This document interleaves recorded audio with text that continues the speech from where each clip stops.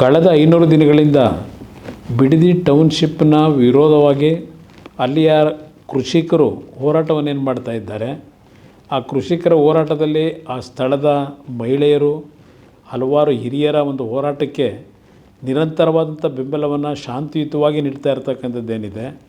ಇವತ್ತು ಏಕಾಏಕಿ ಸರ್ಕಾರದ ಅಧಿಕಾರಿಗಳು ಅಲ್ಲಿ ಸರ್ವೆ ಮಾಡಲಿಕ್ಕೆ ಬಂದಾಗ ಅಹಿತಕರ ಘಟನೆಗಳು ಏನು ನಡೆದಿರ್ತಕ್ಕಂಥದ್ದಕ್ಕೆ ಇವತ್ತು ಸರ್ಕಾರದ ಚಿತಾವಣೆಯೇ ಏನಿದೆ, ನಮ್ಮ ರೈತ ಬಂಧುಗಳಿಗೆ, ನನ್ನ ತಾಯಂದಿರಿಗೆ, ರೈತ ಜೀವನವನ್ನು ನಿರ್ವಹಿಸ್ತಕ್ಕಂಥ ತಾಯಂದಿರಿಗೆ ಮನವಿ ಮಾಡ್ತಕ್ಕಂಥದ್ದು, ಯಾವುದೇ ಕಾರಣಕ್ಕೂ ಯಾವುದೇ ಕೆಟ್ಟ ಘಟನೆಗಳಿಗೆ ಅವಕಾಶ ಕೊಡದೆ ಇವತ್ತು ಶಾಂತಿಯುತವಂತ ನಿಮ್ಮ ಹೋರಾಟ ಏನಿದೆ ಅದನ್ನು ಮುಂದುವರಿಸಿ ಕಾನೂನಿನ ವ್ಯಾಪ್ತಿಯಲ್ಲಿ ನಿಮ್ಮ ಪರವಾದ ನ್ಯಾಯವನ್ನು ತರ್ತಕ್ಕಂಥದ್ದಕ್ಕೆ ಹೋರಾಟ ಮಾಡಲಿಕ್ಕೆ ಈಗಾಗಲೇ ಹಲವಾರು ಜನ ತಯಾರಿರ್ತಕ್ಕಂಥದ್ದೇನಿದೆ.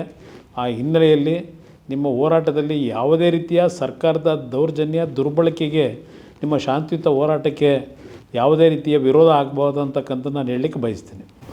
ನಾನು ಈ ಸಂದರ್ಭದಲ್ಲಿ ಪೊಲೀಸ್ ಇಲಾಖೆಯ ಅಧಿಕಾರಿಗಳಿಗೆ ಒಂದು ಎಚ್ಚರಿಕೆಯನ್ನು ಕೊಡ್ತಾ ಇದ್ದೇನೆ.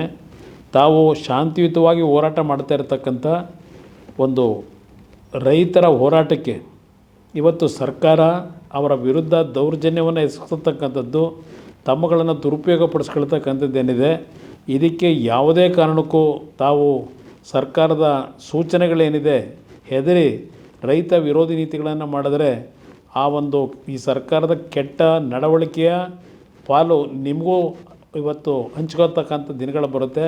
ಅದರಿಂದ ಎಚ್ಚರಿಕೆಯಿಂದ ಇರಿ ಅಂತಕ್ಕಂಥದ್ದನ್ನು ಪೊಲೀಸ್ ಇಲಾಖೆ ಅಧಿಕಾರಿಗಳಿಗೆ ಹೇಳಲಿಕ್ಕೆ ಬಯಸ್ತಾ ಇದ್ದೇನೆ.